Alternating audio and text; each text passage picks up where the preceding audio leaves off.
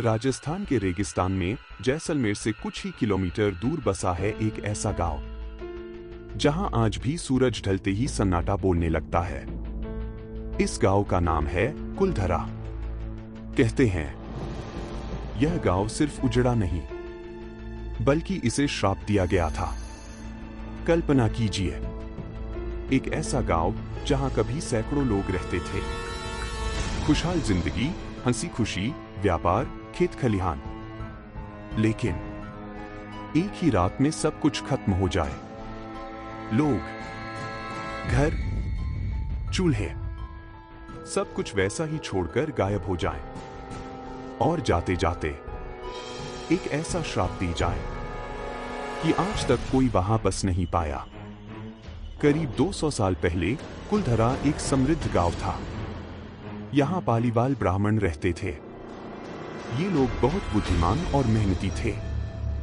रेगिस्तान में भी पानी की व्यवस्था करके खेती करते थे।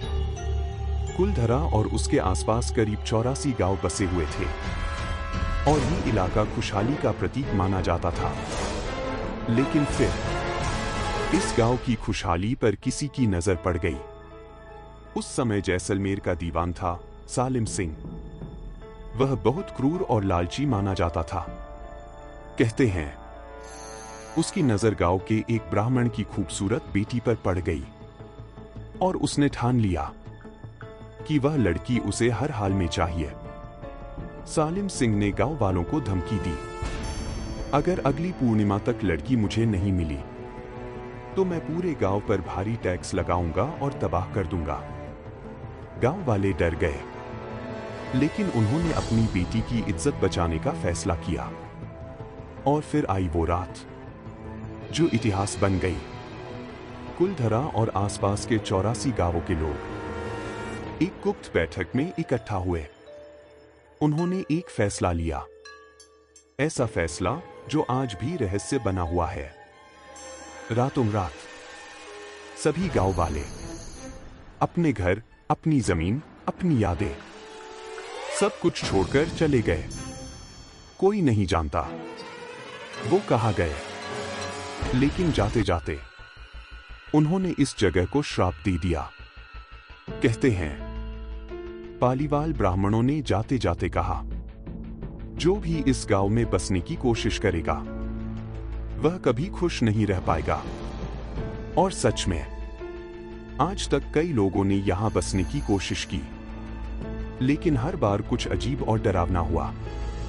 लोग कहते हैं यहां रात में अजीब आवाजें आती हैं, कदमों की आहट, फुसफुसाहट और चीखें।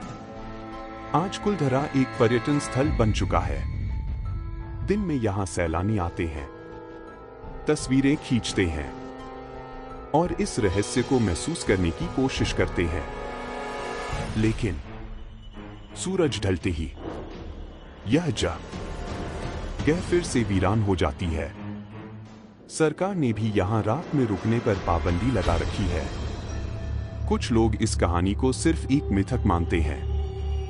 उनका कहना है कि शायद पानी की कमी या आर्थिक कारणों से गांव खाली हुआ होगा। लेकिन सवाल आज भी वही है, अगर ऐसा था तो लोग इतनी जल्दी और एक साथ कैसे गायब हो गए? और सबसे बड़ा सवाल, उन्होंने श्राप क्यों दिया? आज भी जब आप कुलधरा के खंडहरों के बीच खड़े होते हैं तो ऐसा लगता है जैसे कोई आपको देख रहा हो, जैसे ये दीवारें आज भी उस रात की कहानी सुना रही हो। एक ऐसी रात जब पूरा गांव बिना कोई निशान छोड़े गायब हो गया। तो क्या ये सिर्फ एक कहानी है या फिर सच में कोई श्राप आज भी इस गांव की रखवाली कर रहा है?